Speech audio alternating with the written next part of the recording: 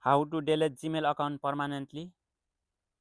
Just open your Gmail, then you can click on your profile icon here. If you have multiple accounts, make sure which ID you want to delete. Click on manage your Google account, then scroll down. There is data and privacy. Just click on here and scroll down.